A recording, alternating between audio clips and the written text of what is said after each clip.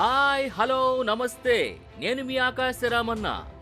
మరో ఖతర్నాక్ వార్తతో మళ్ళీ మీ ముందుకొచ్చా. గురువుపైనే కత్తి కట్టిన శిష్యుడు, క్రమం తప్పకుండా విమర్శలు, టార్గెట్ చేస్తూ వ్యాఖ్యలు. ఇంతకీ ఎవరా గురు శిష్యులు అనుకుంటున్నారా? చెబుతా. బీజేఎల్పీ నేత ఏలేటి మహేశ్వర్ రెడ్డి ప్రస్తుతం వార్తల్లో వ్యక్తిగా మారారు. మంత్రి ఉత్తమ్ కుమార్ రెడ్డిపై క్రమం తప్పకుండా తీవ్ర విమర్శలు గుప్పిస్తున్నారు. ధాన్యం కొనుగోళ్లపై వరుసగా ఆరోపణలు చేస్తున్నారు. ఇంతకీ ఏలేటి మహేశ్వర్ రెడ్డి మంత్రి ఉత్తమ్ కుమార్ రెడ్డిపై తీవ్ర విమర్శలు గుప్పించటం, ధాన్యం కొనుగోళ్లపై ప్రభుత్వాన్ని టార్గెట్ చేయడం వెనుక అసలు కథ ఏమిటా అనుకుంటున్నారా? అది చెప్పడానికే ఈ రోజు మీ ముందుకొచ్చా.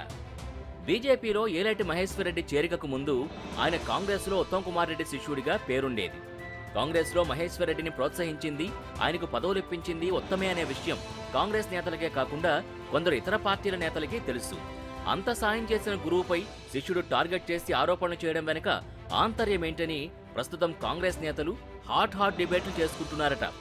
అయితే ధాన్యం కొనుగోళ్లపై ఏలేటి వరుస ఆరోపణ చేయడం వెనుక పెద్ద స్టోరీనే ఉందనంటున్నారు మంత్రి ఉత్తమ్ అనుచరులు. రాష్ట్రంలో కాంగ్రెస్ అధికారంలోకి వచ్చి రేవంత్ సీఎంగా కొలువు తీరిన తర్వాత 5 ఎమ్మెల్యేలతో కలిసి కాంగ్రెస్లోకి వస్తానంటూ మహేశ్వర్ రెడ్డి ప్రతిపాదన తెచ్చారట. అయితే మహేశ్వర్ రెడ్డిని తిరిగి కాంగ్రెస్లో చేర్చుకునేది లేదని తీవ్రంగా ఖండించారట కాంగ్రెస్ కేడర్. హైకమాండ్ కూడా ఆయన ప్రతిపాదనని తోసిపుచ్చిందట. కాంగ్రెస్లోకి వస్తే మంత్రి పదవి వస్తుందని ఆశించిన మహేశ్వర్ రెడ్డి ఇటీవల ధాన్యం కొనుగోళ్లపై విజ్ఞప్తి వంకతో సీఎం రేవంత్ని కలిసి వ్యక్తిగత సమస్యల్ని ఏకరవ పెట్టుకున్నారట. వాటిని పరిష్కరించాలని సీఎంని కోరినట్టు ఇన్నర్ సర్కిల్ టాక్. ఇక 2 ఇరిగేషన్ కంపెనీల యజమానులు తనని లెక్క చేయడం లేదని, వారిపై విజిలెన్స్ విచారణ చేయాలని కూడా ప్రభుత్వాన్ని కోరారట ఏలేటి. నిర్మల్లోనూ ఇరిగేషన్ డిపార్ట్మెంట్లో తనకు కావాల్సిన వాళ్లకు కీలక పదవులు ఇప్పించేందుకు ప్రయత్నాలు చేశారట.